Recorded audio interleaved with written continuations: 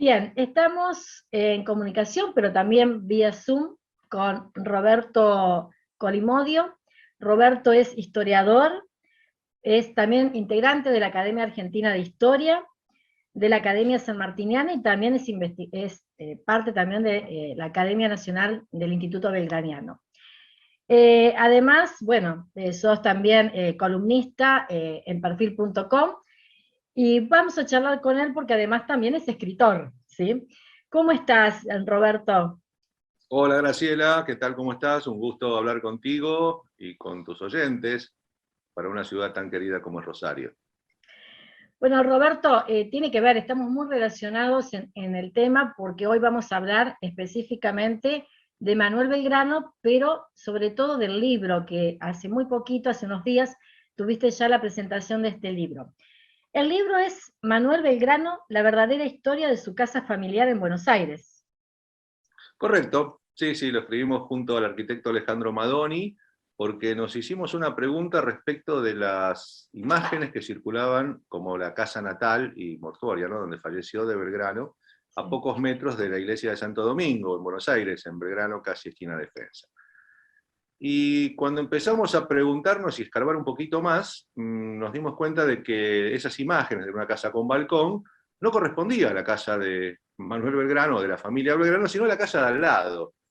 Algo muy común en la historia, ¿no? Como que a veces cuando hay vacíos se acomodan los espacios y bueno, tenemos Claro. esta imagen. Alguien dijo que era de la casa de Belgrano en 1909 en una publicación de Caras y Caretas y ahí quedó. Y por Mm. más de 100 años esa fue la imagen de la casa, pero no, realmente no era así. Nos llevó un trabajo arduo de investigación, y como no era simpático decir algo que no era, sin dar Claro. una otra cosa, empezamos a investigar realmente qué había pasado, cuál era la verdadera historia de esa casa. Y bueno, surgió una investigación larga que la hicimos durante pandemia, todo con información de archivos en línea, y terminó en un libro que presentamos este martes, el martes 7 en la legislatura porteña, eh, con una investigación que no solo habla de la casa, sino es el eje para contar también la historia de Manuel y de su familia. Claro, no, porque un poco también es lo que por allí nosotros conocemos en líneas generales, y mucho tiene que ver también con la historiografía eh, tradicional, ¿no? De lo que conocemos de Manuel Belgrano, ¿no? Pero bueno, debemos agradecer que en estos tiempos tenemos otras miradas, otra forma también de mirar, y esto desde la casa es como que te lleva a estudiar qué pasa con la familia, cómo estaba compuesta, qué pasó después, ¿no? Cuando él muere, qué pasa con sus herederos. Digamos, es otra historia, es otra mirada de Manuel Belgrano. Correcto, correcto, sí, obviamente que el habitante más célebre de la casa fue Manuel Belgrano, ¿no? Pero también cuando nosotros empezamos a investigar, que hoy tenemos la posibilidad de acceder a archivos internacionales, ¿no? O sea, Claro. encontramos mucha información en el Archivo General de Indias, que está en España, lo mismo Archivo General de la Nación, muchas cosas que están microfilmadas que obviamente facilitan la tarea del investigador. Y como bien vos decías, en caso de la historiografía, cuando era mucho más difícil, cuando se escribía hace 100 años, se cometían errores y esos errores se fueron repitiendo por el simple hecho de copiar y pegar. Claro. Y realmente, bueno, la repetición parece que fuese verdad, pero bueno, a partir de esta investigación surge principalmente la escritura de compra y venta que hacen Domingo Belgrano, el papá de Manuel, y su madre, María Josefa González, en 1764. Y allí la escritura obviamente nos brinda las dimensiones del lote, nos brinda a los vecinos, nos da una certera ubicación de la casa, y a partir de allí empezamos a desmitificar todas las cosas e informaciones que es de estas que te digo, que se repetían, como que la casa tenía salida a la calle Venezuela, o sea que el lote era de más de 100 metros, que tenía salida a la calle Defensa, que tenían, digamos, caballerizas, tenían frutales, había mucha mitología que respecto de la casa, cuando se llenan esos espacios en blanco. Y tuvimos la suerte, porque yo digo que a veces se suceden una serie de hechos afortunados en esto, ¿no? De que el polígono que formaba la parcela que compraron es particular, tenía un martillo, y al ver planos posteriores de más de 100 años, Ujú. seguía manteniendo esa misma forma. Entonces, Claro.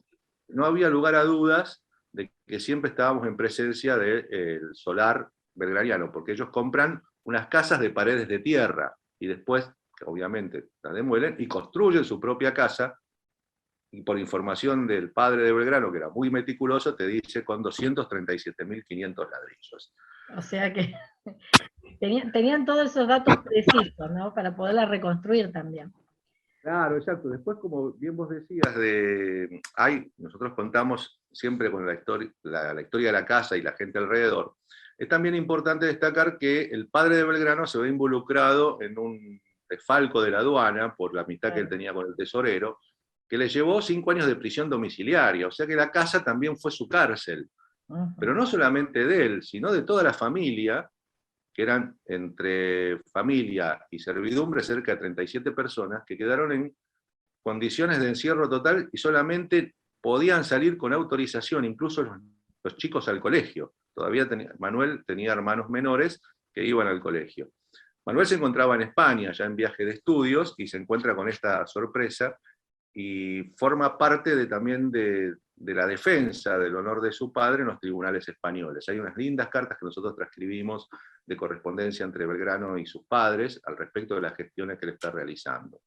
Y también toma un papel preponderante la madre de Belgrano, que para muchos es una persona prácticamente desconocida, Sí. en defensa del honor de su padre, peleándose con el virrey Loreto, yéndolo a ver entre lágrimas, rogándole de que le asignen alimento, porque estaban viviendo casi de la mendicidad, porque le habían embargado todos los bienes. Tanto que ni siquiera dejaban que le pasasen los vecinos regalos o comida por las ventanas. Tenían una guardia estricta clavada en la puerta. Y le escribe también María Josefa a los reyes de España, Carlos III y Carlos IV, abogando por la resolución del conflicto, por las arbitrariedades del virrey. O sea, notamos también que ahí la madre de Belgrano era una mujer de carácter, de muy buen genio, digamos, como se decía en esa época, y que defendió a su familia. Entonces, cuando uno estudia también la figura de Belgrano, que Belgrano dice, Manuel, la mujer es la primera formadora de ciudadanos, vaya, ¿qué ciudadano formó esta mujer, no? Claro. Realmente en una sociedad matriarcal para la fecha. Eso también lo contamos en el libro, y eso creo que también realza el valor de la familia de Belgrano, que no se conoce mucho. Sobre todo claro, madre, ¿no? sí, esto que estás contando, que muchas veces, ¿viste?, se pasa desapercibido y se cuenta únicamente los hechos históricos más sobresalientes, pero en realidad hay toda una formación en la persona, en el personaje, y está bueno verlo desde este punto de vista. Lo que contás de la mamá es cómo realzar también para esa época a la mujer, ¿no?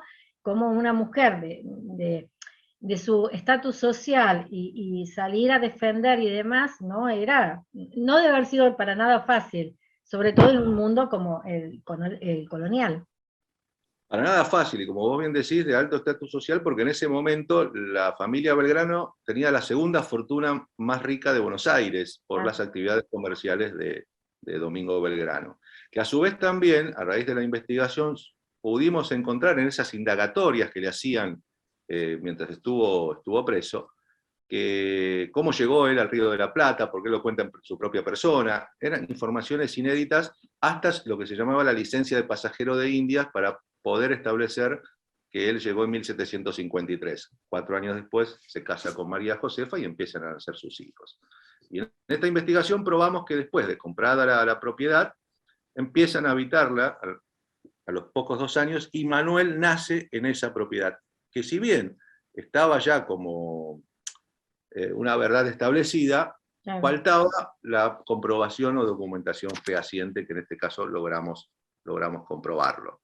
A través de los censos de población, incluso siempre Manuel habitó esa casa después de volver de España, donde también, como vos hablabas bien de la formación, Manuel, mientras visita las cortes españolas y los tribunales, se desencanta de la profesión, ve la corrupción, ve a un cómplice, que en realidad era uno que tenía mucho que ver con el tema del desfalco de la aduana, pasearse por los pasillos de la corte mientras su padre estaba preso en su casa.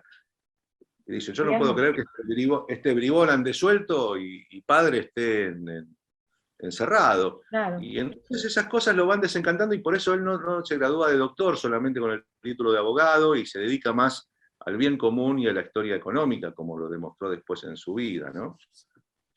Esas cosas también forman parte de la formación, las cosas que le pasan. Sí. Manuel Belgrano siguió viviendo allí y falleció allí también, en esa casa. Exacto. Él, mira, hasta 1810 que se hace un censo, él, enseguidita de la Revolución de Mayo, él es censado allí y su profesión es vocal. O sea, era Sí, vocal de la primera junta. Él después, obviamente, esos 10 años está en campaña, pero siempre claro. que venía de Buenos Aires vivía en esa casa y es la que vuelve a morir desde Tucumán a principios de 1820 para fallecer un 20 de junio. Esa era la casa familiar. Lo mismo sucede con sus hermanos. La casa siempre estuvo en posesión familiar, hasta el momento de su demolición en 1870. Ese es otro de los mitos, porque se hablaba de que la casa había sido vendida en 1828 por un Sí, aviso de venta que salió, pero que realmente, convengamos, ¿no? Un aviso de venta no significa que la casa se venda. O sea, tenemos que exacto. tener la documentación. Que en realidad no se podía vender porque en esta causa de la aduana del padre de Belgrano, que salió absuelto después de 5 años, una de las condiciones que se le puso era que afianzara o hipotecara su casa por un negocio que todavía no estaba resuelto, que se tenían que pagar los impuestos. Luego él fallece al poco tiempo, la mujer, Josefa, fallece a los 4 años y se le hizo una larga testamentaria que se resuelve canibalizando los acreedores las mejores propiedades, porque Domingo Belgrano tenía 25 propiedades, incluida la casa, donde la casa era la más valiosa, pero que no pueden obtenerla por esta fianza e hipoteca que tenía con España, con la Real Hacienda. Y esto marca un gran limbo legal, por decirlo de alguna manera, donde la casa queda en una especie de paréntesis por este tema, donde no puede ser vendida.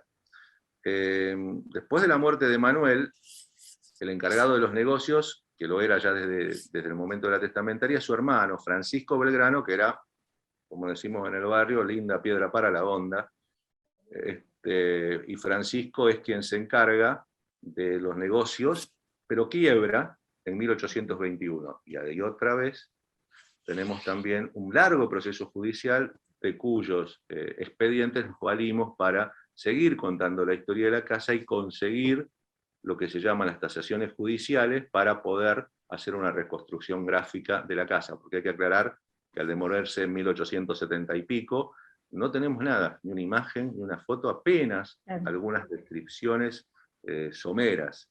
Entonces, esto nos sirvió para poder interpretar gráficamente cómo era la casa completamente diferente a la casa que conocemos, inclusive una casa de 2 pisos, una casa de altos, que tenía también habitaciones. Y recordemos que vivían 30 y pico de personas ahí, Claro. ¿no? 4 servicios, 3 patios.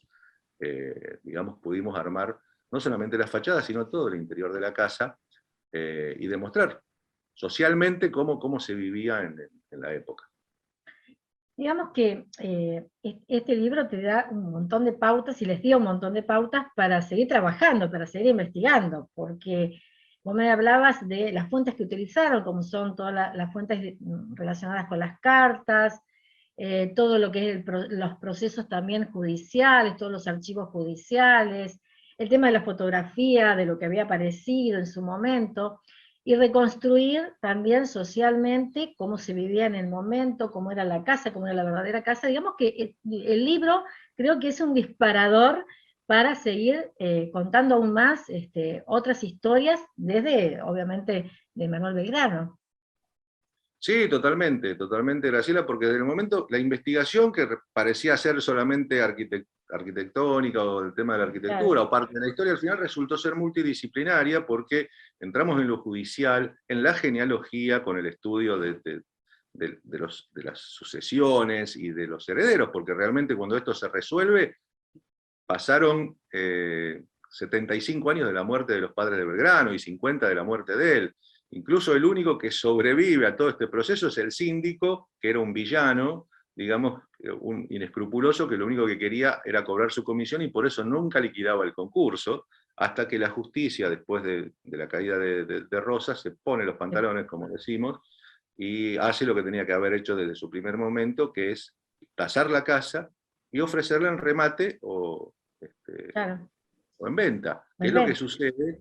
¿Qué es lo que sucede en 1870? Que la compra un vecino, que la compra la familia de Marchi, los de la isla de Marchi, que son descendientes de Facundo Quiroga, que vivía a la vuelta, sobre calle Defensa, tenían una botica muy importante para la época, de droguería, y bueno, eso después unifican las parcelas y demuelen la casa y levantan un edificio de rentas que duró también 40 años para después ser demolido y hoy estar el edificio que actualmente ocupa el solar histórico, que es el edificio Calmer en Belgrano 430.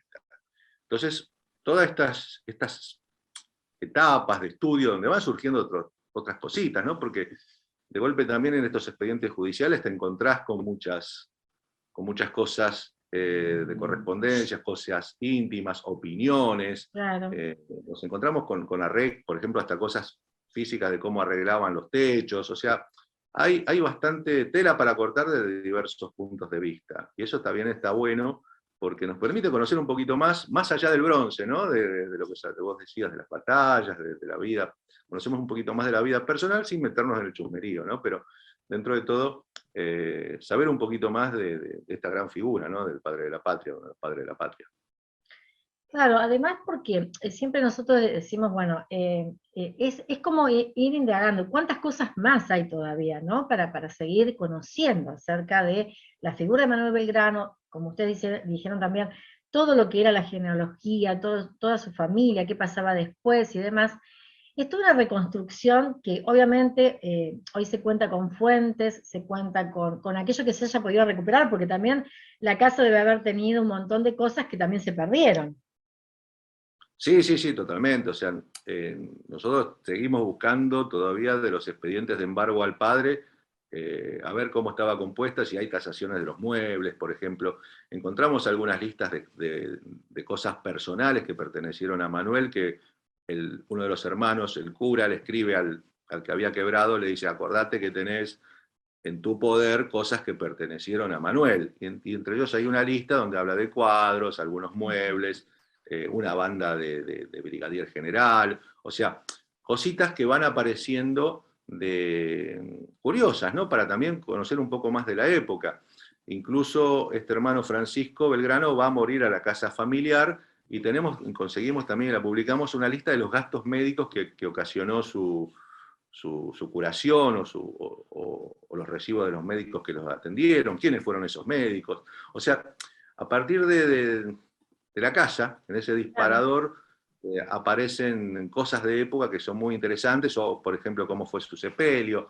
O sea, hay cosas que realmente ayudan a reconstruir no solo la familia de Manuel, sino también un poco la época y el entorno y el contexto, ¿no? Que también es importante y muchas veces desconocemos.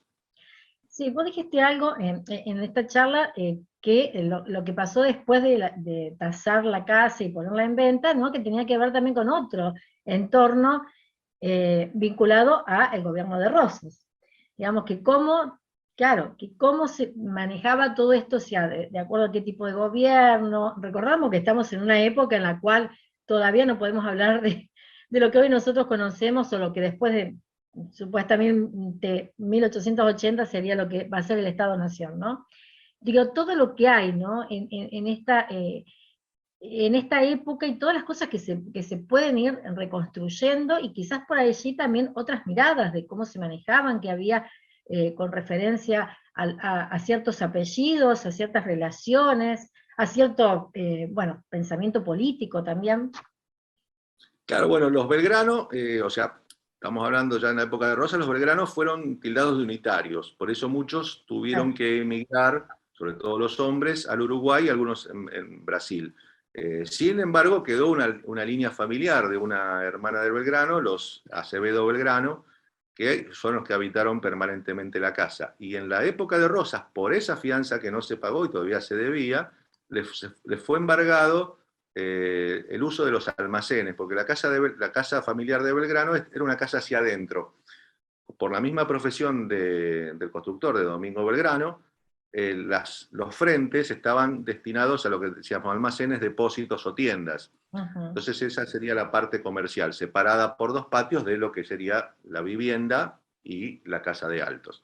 Y durante la época de Rosas, en 1836, les fueron embargados los productos de esos almacenes, o sea, lo único que podía darle dinero, que alquilaban amigos del poder, como Tomás Gowland, y eso fue durante unos 20 años hasta que este síndico logra luego pagar esa deuda e incorporar la casa al concurso, que evidentemente no correspondía porque no era un bien de Francisco Belgrano, sino de toda la familia. Ahí también hay unos cuantos vericuetos legales al respecto, hasta, como te dije antes, la justicia dice, no, bueno, basta, se acabó, echaron al síndico e hicieron lo que había que hacer, que era vender la casa.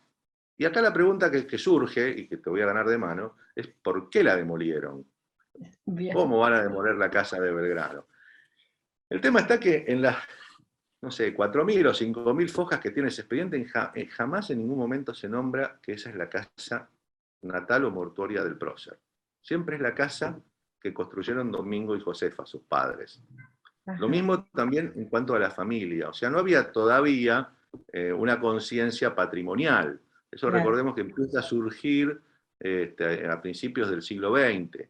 Ahí recién se acuerdan de la casa de San Martín en Yapeyú, por ejemplo. Entonces, la temática de la época era que todo lo colonial, y esto lo dice uno de los miembros de la Sociedad de Arquitectos para casi esa misma época, era una cuartería de tejas, o sea, cuartos de tejas, feas. Sarmiento dice exactamente lo mismo. Entonces, ahí empiezan los nuevos edificios, también con el auge de la inmigración, el negocio de edificios de rentas, o sea, cuando también a otro nivel aparecen los conventillos, o sea, hay, digamos, una necesidad de viviendas y empiezan las demoliciones para este tipo de cosas. Y es lo que hace, digamos, la sociedad, porque lo compra una sociedad, yo nombré a la familia de Marque, pero en realidad era una sociedad, a construir un edificio de rentas de 4 pisos, que también es una novedad, porque muchas veces escuchábamos que la casa había sido demolida y se había construido el edificio que está actualmente. No, durante 40 y pico de años hubo otro edificio previo,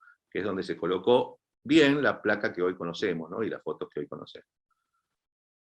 Bueno. La placa conmemorativa en 1920. O sea que para muchos se sabía que el solar está donde corresponde, pero la imagen correspondía a otra casa, a la casa de al lado.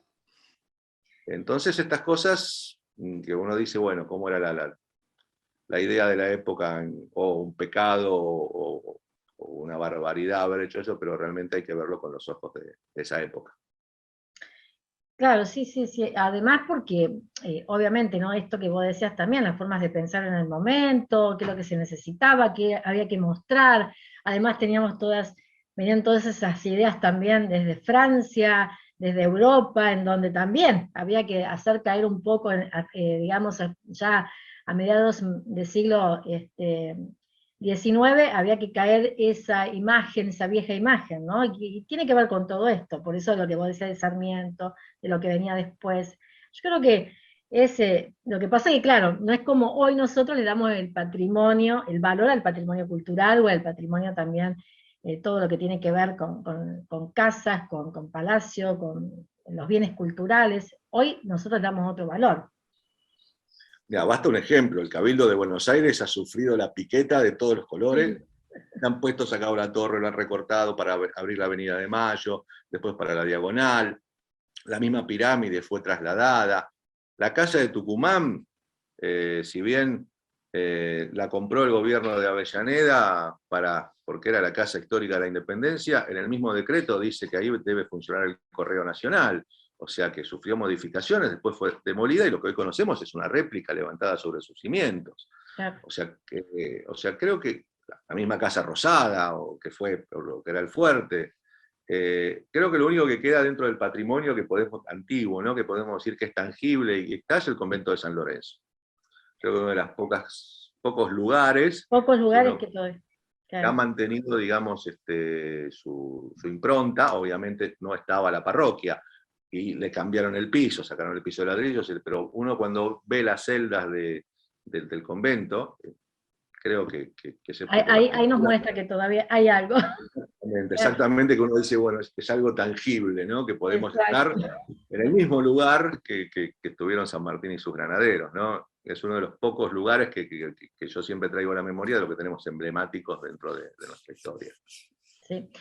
Bueno, obviamente que podemos seguir hablando un montón, porque, bueno, como yo dije al principio, te lo decía fuera de micrófono, me apasiona la historia, me apasiona todo lo que podemos hablar, y además esto de tener distintas miradas, de ver de distintos lugares, cómo conocer más allá del bronce, que era lo que tradicionalmente siempre vemos, ¿no? Eh, este libro ya está presentado, ya se presentó el 7 de junio, justo el Día del Periodista, y a partir de allí, bueno, ya está en librerías. ¿Cómo lo puede conseguir la gente? No, mira, nosotros, esto es una edición de autor, o sea, esto está todo hecho a pulmón junto con Alejandro Madoni, donde, como uno dice, la hago y la vendo, ¿no? O sea, la escribo, la hago y la vendo, o sea, contratamos nosotros una imprenta, y bueno, estamos haciendo, vendiéndolo en las presentaciones, y también por Mercado Libre, digamos que es la plataforma de venta con envío, y si no, bueno, con comunicación directa con cualquiera de los autores, y vemos la forma de que se puedan encontrar con el libro. Seguramente a Rosario iremos, así que te avisaremos como para también... A ver si lo en podemos cualquier... tener en los estudios de la radio también. Buenísimo, buenísimo, así Sería podemos buenísimo. coordinar. Ahí con Sería genial. tiempo, vayan con tiempo, así podemos charlar de todo. Porque además, no solamente hablar de Manuel Belgrano, sino también de toda la otra especialidad que tiene que ver con el otro prócer, que es San Martín, ¿no? Que también trabajase sobre el San tema. Martín, sí, casualmente, bueno, junto con otro colega mendocino escribimos San Martín más allá del bronce, donde contamos anécdotas sobre San Martín, que desde el aspecto de vista no solamente militar, sino humano, porque él fue padre de familia, fue abuelo, fue amigo, o sea, tenemos, como decíamos, nos metemos en la correspondencia, que es muy rica, y Ujú. muchas veces otros autores sacaron lo que correspondía a lo que estaban estudiando, ¿no? O sea, política, la parte militar, pero también hay un San Martín humano que se preocupaba por cosas mínimas, o de golpe charlaba íntimamente con alguno de sus amigos. Por ejemplo, a Tomás Guido siempre le recordaba que le robaba las flores del jardín en Chile para entregárselas a su novia, que después fue su esposa. Él le dice, yo nunca me olvido que usted me sacaba las marimonias del jardín. Sí. Entonces esas cosas también es San Martín, ¿no? O sea, un tipo que tenía buen humor, lo mismo que Belgrano. Belgrano tenía un humor extraordinario, un manejo de la ironía muy, muy grande. Entonces también nos sirve para tener una semblanza más de estos hombres, ¿no? No solamente de la parte de vista, del punto de vista militar, sino también desde el punto de vista humano. Sin meternos en la cama, ¿no? Sin meternos en el chusmerío, sin hacer ese tipo de cosas, ¿no? Y resaltamos esa parte humana, para conocerlos más, ¿no? Porque yo siempre sostengo que no se ama lo que no se conoce. Entonces, conocerlos profundamente también nos ayuda. Porque además están ambos como puestos por una aureola de inalcanzable, ¿no? Y realmente creo que no es bajarlos, no es bajarle el precio, sino de hacerlos más cercanos, ¿no? Que eran hombres extraordinarios, pero también en su momento eran hombres comunes. Exactamente. Y además su forma de pensar, su forma de ver, su forma de vida, hay un montón de cosas que ayuda también a ver cómo pensaban, qué es lo que querían, ¿no? Así que bueno, la verdad Eso. que hay mucho para seguir charlando. Yo los espero que vengan aquí a la ciudad de Rosario, pero vamos a estar seguramente en contacto también, Roberto. Te agradezco mucho por esta entrevista. Y bueno, muchísimas gracias y te esperamos pronto por la ciudad de Rosario y por LT3AM680 y por Madrugada con mayúsculas. Muchísimas gracias, Graciela. Y bueno, para mí Rosario es una ciudad, yo soy de mi parte materna rosarino, mi madre era rosarina, así que es una ciudad muy querida para mí. Tengo todos mis ancestros de la zona de San Lorenzo, de Santa Fe, por el lado materno, así que para mí, y muchos amigos allá, ¿no? Eso también hay que revalorizarlo. Y realmente es muy grato para mí estar en Rosario y seguir conociendo gente agradable como vos. Te agradezco muchísimo. No, te agradezco mucho, Roberto. Nos vemos pronto. Muchísimas gracias. Hasta siempre.